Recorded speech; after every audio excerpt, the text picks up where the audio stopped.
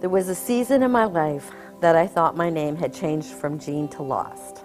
It started in April of 2010 when my husband passed away.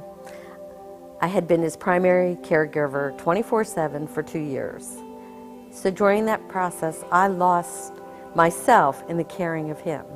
There was no time for me to think about me, my needs, church, other people, even Christ himself. I was in panic mode and hanging on by a very fine thread.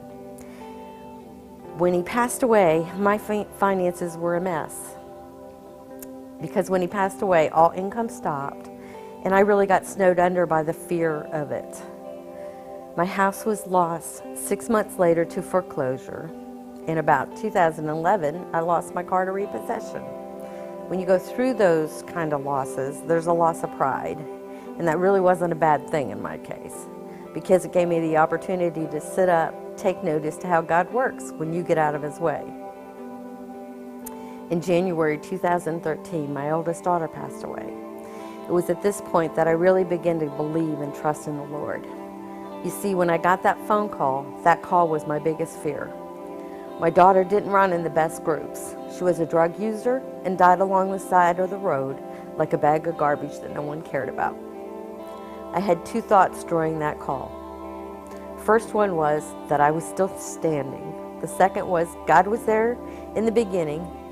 He was with her and I at that very moment in time, and he knew what my future would hold. I had to go to the ER and identify her body. I get there and Barry's there. And I just walked into his arms and he gave me a big old hug and prayed for me.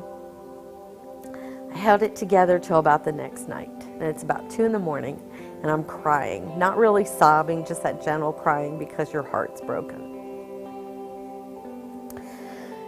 And I get to the point where I'm telling the Lord, I can't do this. This hurts too bad. I need drugs, alcohol, something, because the pain is unbearable.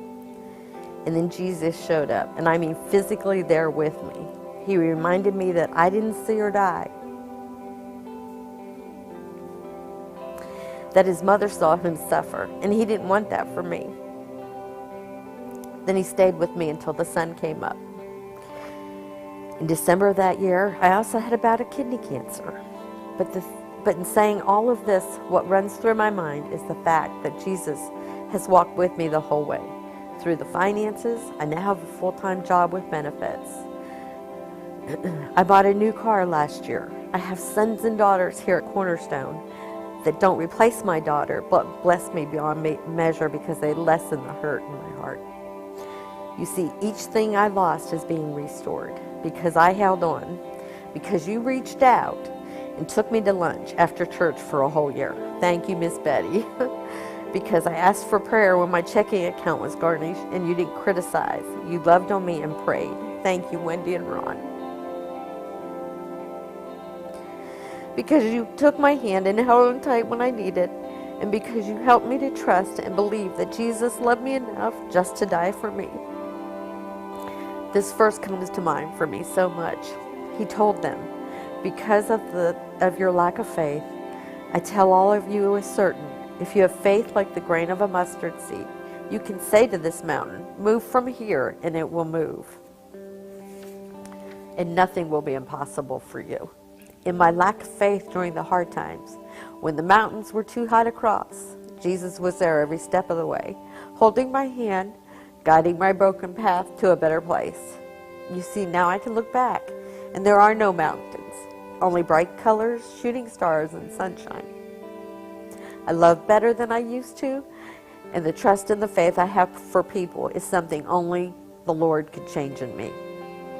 To finish up, I want to leave you with this. Isaiah 40:28-31. Do you not know? Have you not heard? The Lord is the everlasting God, the creator of the ends of the earth. He will not grow tired or weary, and his understanding no one can fathom. He gives strength to the weary and increases the power of the weak.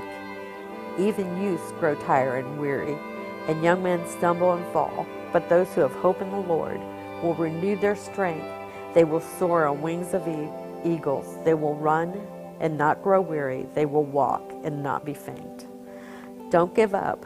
Don't walk away. He has his hand on you, and he has a plan you can't even begin to imagine.